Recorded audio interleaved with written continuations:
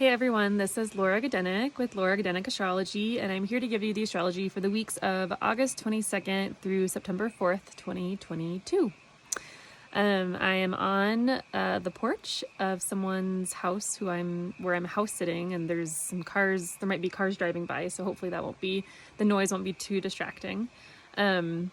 So Monday the 22nd, we have Mercury and Virgo making a trine to Pluto and Capricorn. Mercury is the planet of the mind, of communication and information. Pluto is the planet lord of the underworld, what's beneath the surface. So this feels like maybe excavating some information or uncovering some information, perhaps getting to the bottom of something that might have been mysterious or unknown before. Could be about having honest or cathartic conversations that go well. And I say that because trines are of the nature of Jupiter, so they bring good things and ease. This could be about seeking or speaking your truth. Also, it's a very productive transit. These are both happening in earth signs, and earth signs want to get things done and be productive. And Mercury in Virgo in particular is very strong. Mercury functions very well in Virgo, and this can be about being able to get a lot done and just having a good, productive day. So uncovering some information. It's a really good day to journal, to go into your own psyche, into your own mind. Very, very good day for that. Wednesday the 24th, Uranus in Taurus stations retrograde. There's really not much to say about this. It would make more sense to mention it in reference to your personal birth chart.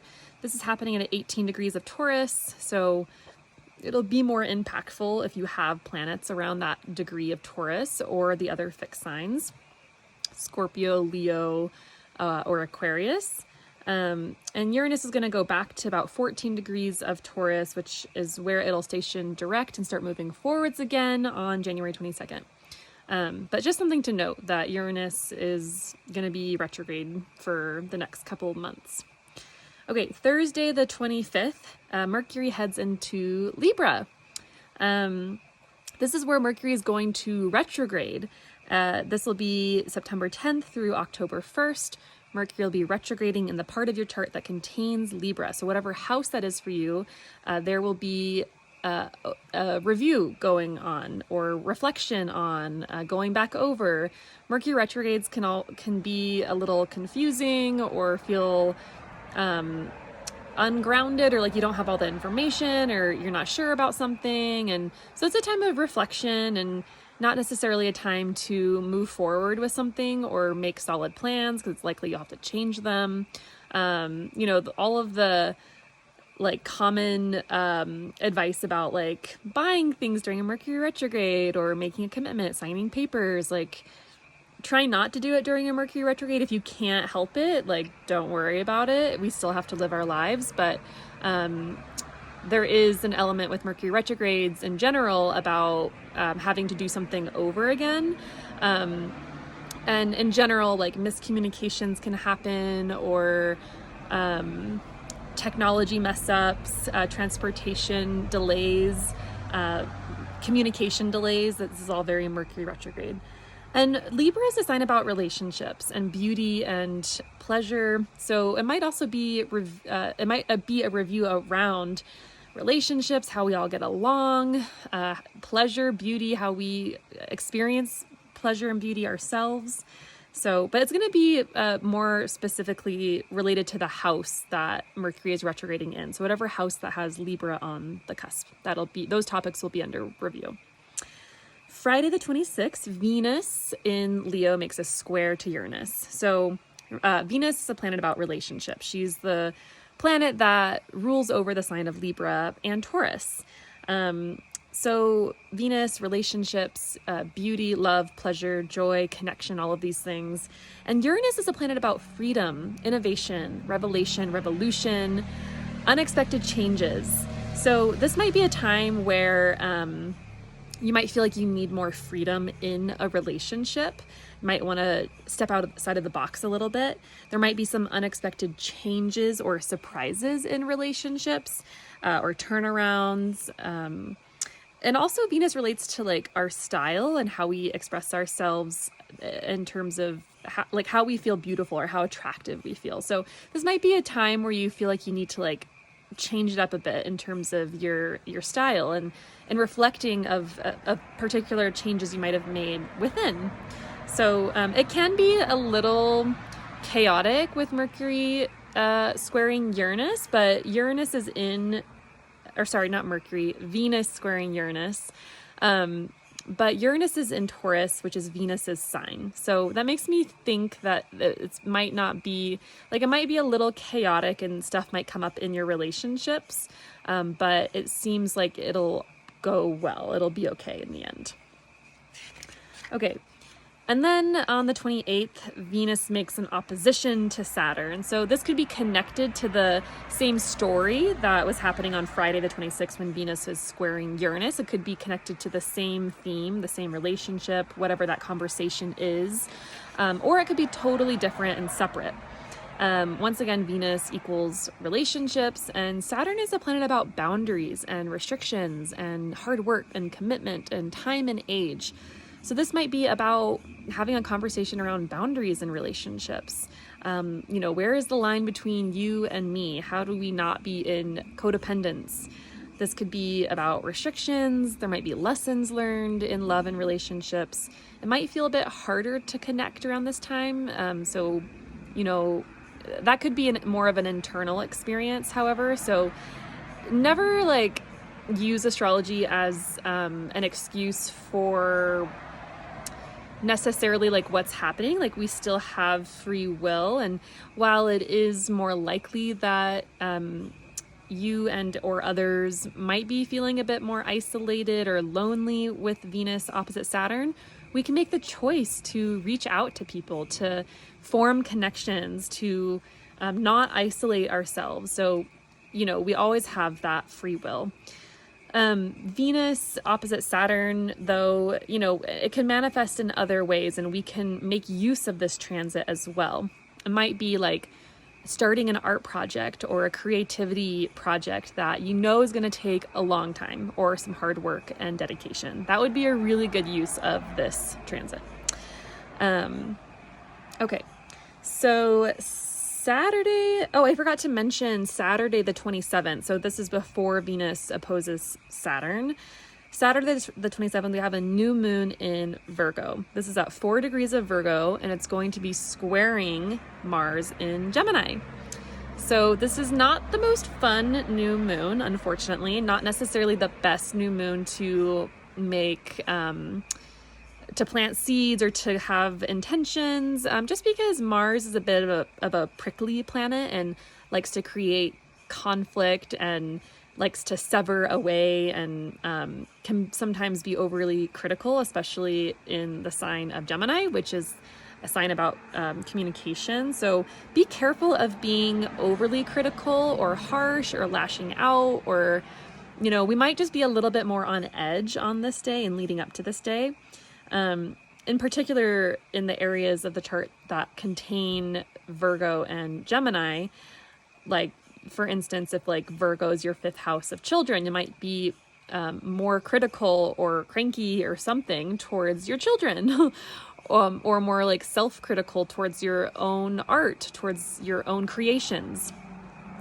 This new moon is a good new moon for editing or cutting out, sorting and sifting. Once again, Mars rules over things that are sharp and likes to cut things away and likes to go its own way and be independent. So there's a quality of, I guess the gift in this new moon is being able to get to the bare essentials, cut out what is no longer needed, get rid of stuff, that kind of thing. Edit like something you're writing.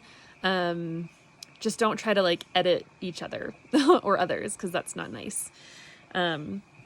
So yeah, in particular, editing or cutting out or getting rid of things regarding the Virgo and Gemini houses in your chart. Okay, so then Monday, August 29th through the morning of Wednesday, the 31st, there's not much going on these couple of days. It's kind of quiet. The moon will be in Libra and will conjoin Mercury there. Moon in Libra is always like kind of a nice, easeful, peaceful time. You know, it's pleasant. There's a focus on diplomacy, on connection, on beauty, on all these Venusian topics. So it should just be kind of like low key and chill.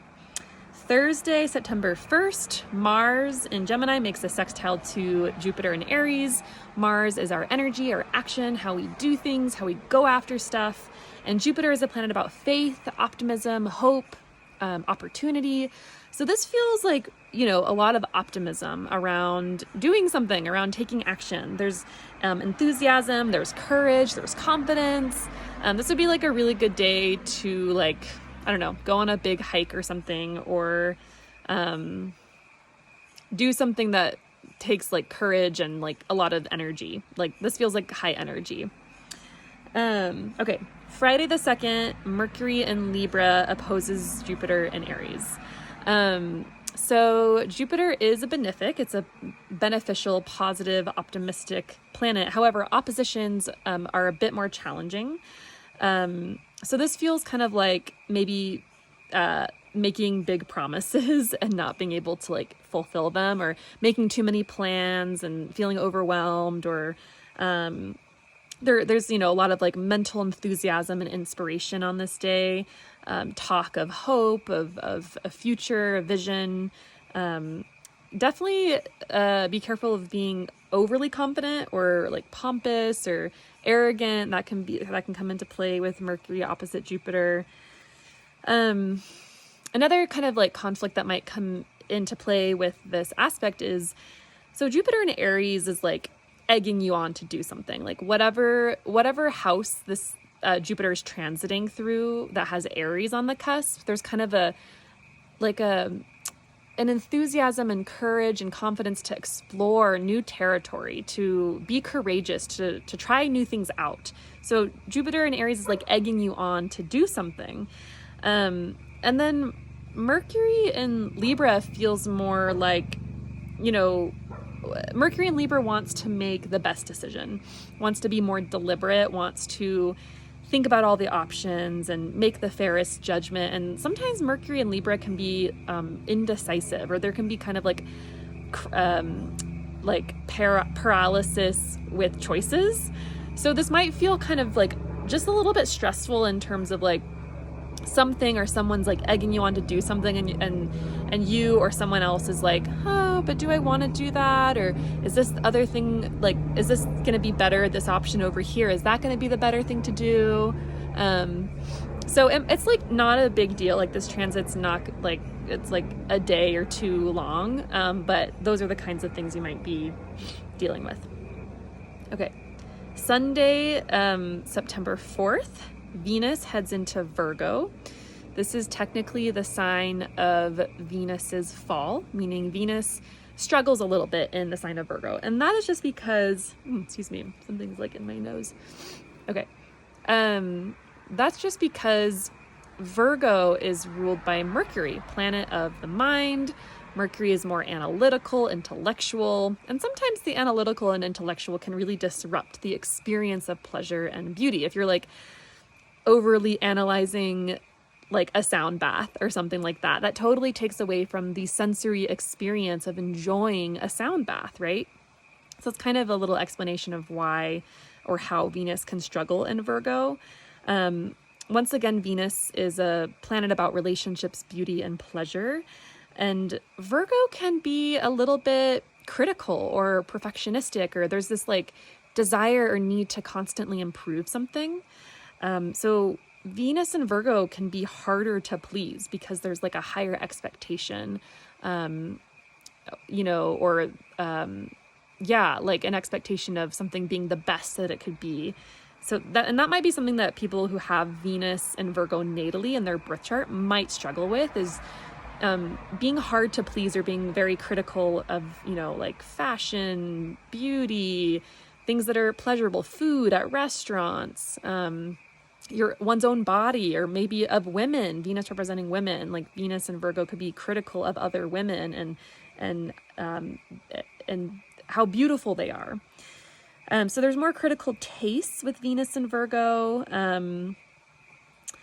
There might also, Virgo wants to constantly improve and make things better. And so Venus and Virgo can have this like desire to like constantly improve a relationship or like one's partner. And this is more speaking to someone who has Venus in Virgo natally, but also when Venus transits or travels through the sign of Virgo, similar themes might come up. There might be like a desire to like improve the relationship that you're in, or try to improve your partner, which, let me just say, is not the best idea to like try to improve someone, because we ultimately have no control over other people and their actions. And it might be like a good thing to ask yourself, like why are you trying to make someone better, and why are they not like okay as they are? There can be like a martyr complex also with Venus and Virgo, of like wanting to save someone and like help them get on their feet, which is like, like it's good in a way. Like your Venus and Virgo can be very supportive of other people and want to help. But sometimes those other people that they're trying to help can experience that as like not being good enough, or just like that Venus and Virgo person being overly critical. So just something to think about. This is also a placement, Venus and Virgo, of the craftsman, the person who is able to make really finely detailed, beautiful things. Virgo is meticulous, Venus is art and beauty. So good time to do kind of like crafty things. And also like Virgo's a very kind of like earthy sign, and so your style might change a little bit to be more earthy, earth tones, etc. Okay, let's see. So the good news about this is that when Venus enters Virgo, Mercury's sign, Mercury is already in Libra, which is Venus's sign. This is called mutual reception. So Venus and Virgo are in mutual reception. They're in each other's signs. And so there's help here. There's like, it's not going to be like as maybe difficult or challenging as it might be otherwise if Mercury weren't in Libra.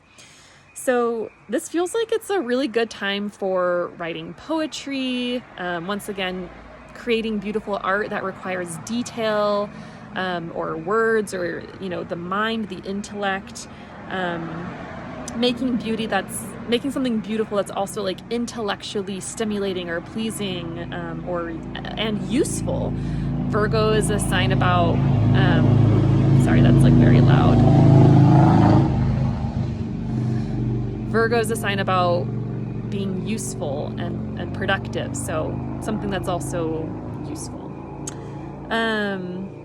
Okay, so I can't remember exactly how long Venus will be in Virgo. It'll be a couple of weeks. I'll mention that in the next video, but that's the last thing happening for this next 2-week cycle. Hope this was helpful. Please let me know if you're interested in a reading. Otherwise, I will be back in 2 weeks for the next astrological update, and I hope you have a wonderful couple of weeks. Bye.